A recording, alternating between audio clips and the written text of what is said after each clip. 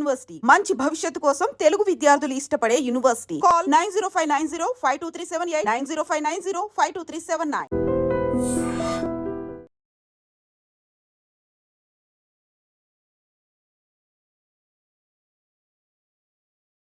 విక్రమ్ అలియా శ్రీను నల్లవరంలో గతంలో పనిచేసినప్పుడు ఆయన చేసిన కార్యక్రమాలన్నీ విషయాల్లో మొదటి ఇంటర్లో చెప్పారు. ఇప్పుడు పార్ట్ టూలో ఆయన చేసిన కార్యక్రమాలు ప్రజల కోసం ఏ విధంగా పనిచేశారు, చెంచుల రక్షణ కోసం, చెంచుల అభివృద్ధి కోసం ఎలా కష్టపడ్డారు, అంతేకాకుండా పంతు నాయక్ హత్య కేసులతో పాటు చాలా కేసుల్లో ఆయన ఏ విధంగా చేశారు, కోర్టు నుంచి AK-47 ఎలా మిస్ అయింది, అదే AK-47 నల్లమలలో ఎలా ప్రత్యక్షమైంది, నల్లమలలో ప్రత్యక్షమైన AK-47 ఎల్బీ నగర్లో ఎలా రికవర్ అయింది అనే విషయాలతో పాటు ఇటీవల ఏఓబీలో ఒక మహిళా మావోయిస్ట్ని ఇన్ఫార్మర్ పేరు మీద, కోవర్ట్ పేరు మీద చంపిన విషయాన్ని ఆయన ఏ దృష్టితో చూసారు విషయాన్ని విక్రమ్ నుండి తెలుసుకుందాం.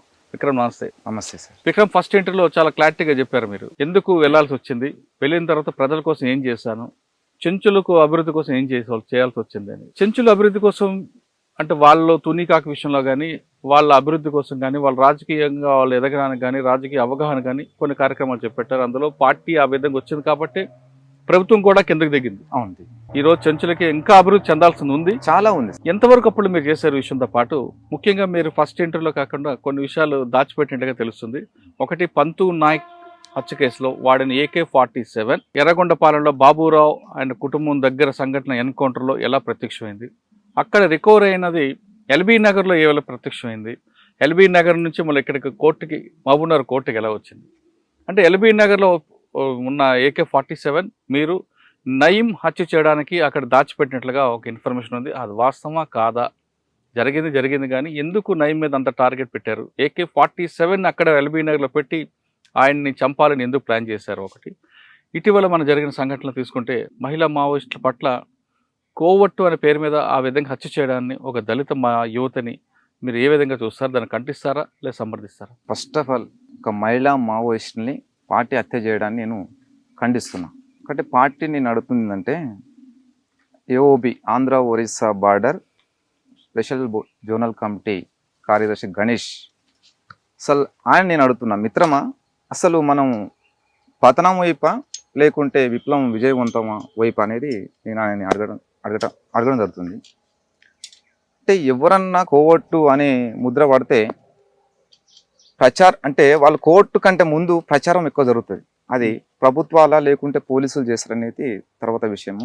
అయితే ఇంకోటి, దళిత మహిళ అంటే పార్టీలో అంటే ఇంకోటి అమ్మాయి కూడా కుల నిర్మూలన జరగాలి అనే ఆమె విప్లవోద్యమంలోకి వెళ్ళిపోయింది. తను దాదాపుగా 5 సంవత్సరాలు పనిచేసింది. మరి అక్కడ విప్లవ రాజకీయాల మీద నమ్మకం లేకుంటే అక్కడ పార్టీ ఆమెకు విప్లవ రాజకీయాలు బోధించలేకపోవడం వల్ల మరి ఆమె ఇన్ఫార్మర్ అంటే కోర్టుగా మారిందనేది అక్కడ విషయం. అది ఆమెని చంపడం దాన్ని అయితే చాలా నేను ఖండిస్తున్నా. ఎందుకంటే శత్రువు అనే ఒక వ్యవస్థని కూల్చాలని వాళ్ళు తుపాకులు పట్టారు. ఇంకో వ్యవస్థ ఆ విప్లవాన్ని ఎట్లా కూల్చాలనేది ఈ వ్యవస్థ కూడా ఆలోచిస్తూ ఉంటుంది.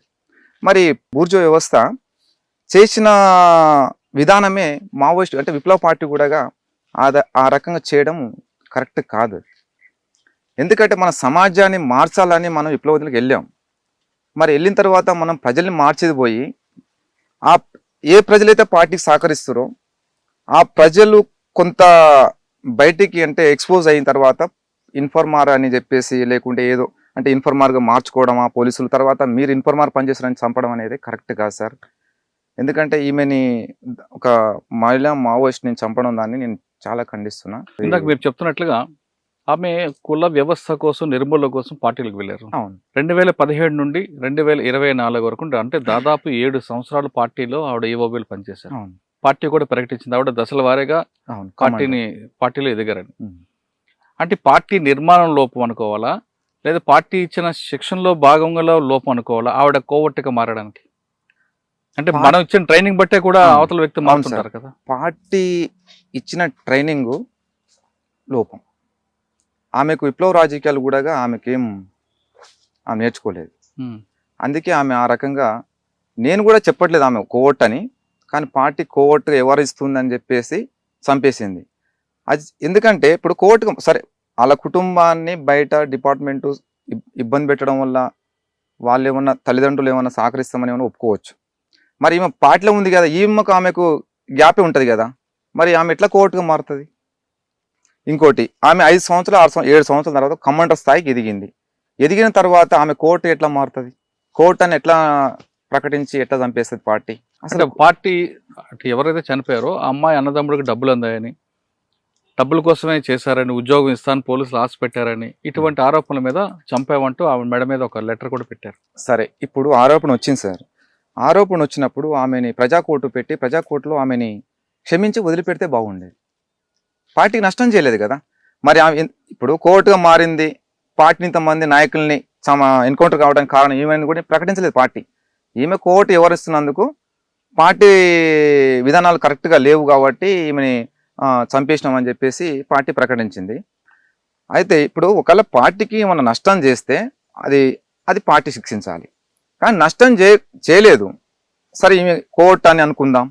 మరి ప్రజాకోర్టు పెట్టండి, ప్రజాకోర్టులో పెట్టి ఈ రకంగా మరి ప్రభుత్వాలు ఈ రకంగా కోర్టులని ఇట్లా తయారు చేసి ఇట్లా పార్టీ నష్టం చేయాలనుకుంటుందని చెప్పేసి క్షమించి వదిలిపెడితే బాగుండేది. కానీ ప్రజాకోర్టులో భాగంగానే శిక్షించామంటూ లెటర్ పెడుతున్నారు. ఎట్లా ప్రజాకోర్టులో శిక్ష ఎట్లా అవుతుంది? అది అంటే సాధారణ ప్రజాకోర్టులో మీరు చెప్పిందే వేదమా, ప్రజలు కూడా చెప్తారా చంపాలా శిక్షించాలన్నది? వీళ్ళు ప్రజలలో పెట్టి ఆమె చేసినటువంటి ఏదైతే తప్పు ఉందో దాన్ని ప్రజలకు చెప్తాం ఫస్ట్.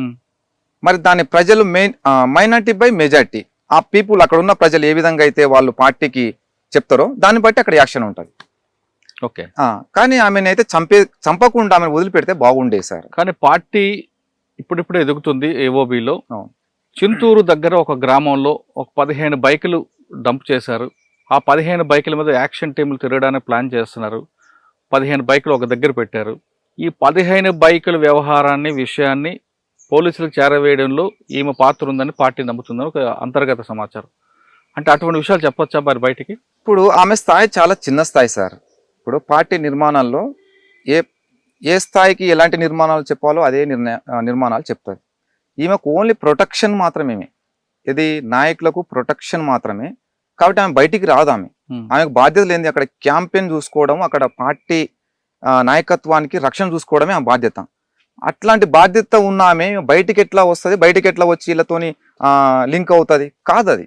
అంటే పార్టీలో ఆవిడ టెక్నికల్ చూసేవారు, చూసేవారు టెక్నికల్ కాబట్టి సిగ్నల్ నీరేకి అప్పుడప్పుడు వెళ్తుంటారు. అవును, వెళ్ళిన సమయంలో అక్కడున్న అది మన హ్యూమన్ ఇంటెలిజెన్స్ మనకున్న అంతర్గత దీంట్లో అమ్మా నాన్నతో మాట్లాడాలి, అన్నదమ్మతో మాట్లాడాలి, ప్రతి మనిషికి ఆ వీక్నెస్ ఉంటుంది. ఎంత పార్టీలోకి వెళ్ళినా ఆ విధంగా మాట్లాడే తప్పేంటని అంటే సిగ్నల్ కోసం వెళ్ళుంటారు ఆవిడ బయటికి.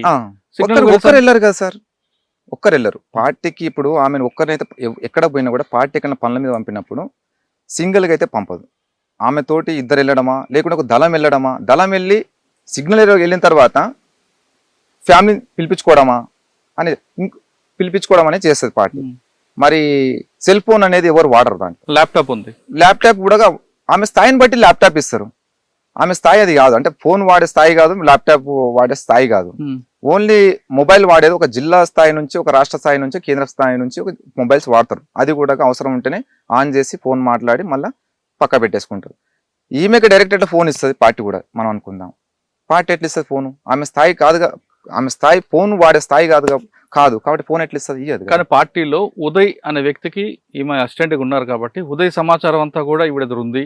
ఈవిడ పోలీసులు ఈ రకంగా వాడకుండా ఉండొచ్చు తమ వైపు తిప్పుకోవడానికి అనేది ఒక ఆరోపణ. అంటే సార్ ఇప్పుడు పార్టీ సరే, మీరు అన్నట్లుగా ఏ తప్పు నేరం చేసినా చంపడం అనేది మాత్రం క్షమించడం నేరం అంటారు. నేనైతే చంపడం అయితే కరెక్ట్ కాదనేది నేను భావిస్తున్నా.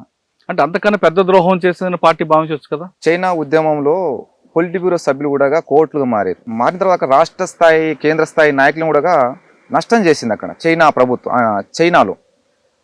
అట్లాంటి వాళ్ళని కొంతమంది పార్టీ క్షమించి వదిలిపెట్టింది. మరి చైనాలో మావో విప్లవం విజయవంతం చేసిండు, అక్కడ ప్రజాస్వామిక వ్యవస్థ ఉంది. ఇండియాలో కూడా మావో ఆలోచన విధానాన్ని మనం ఇక్కడ అమలు చేయాలనేది ఇండియా మావోయిస్టు సిద్ధాంతం. మరి అక్కడ చేసినటువంటి సిద్ధాంతాన్ని ఇక్కడ కూడా అమలు చేయొచ్చు కదా. అంటే అక్కడ కేంద్ర కమిటీ, రాష్ట్ర స్థాయి నాయకులు కోర్టుగా మారి పార్టీకి నష్టం చేసిన కూడా క్షమించి వదిలిపెట్టారు. మరి ఈమె చాలా చిన్న కదా, అది ఒక మహిళ, ఒక చిన్న చెల్లెమ్మ, ఆమె ఎట్లా చంపుతుంది? పార్టీ చంపొద్దు కదా.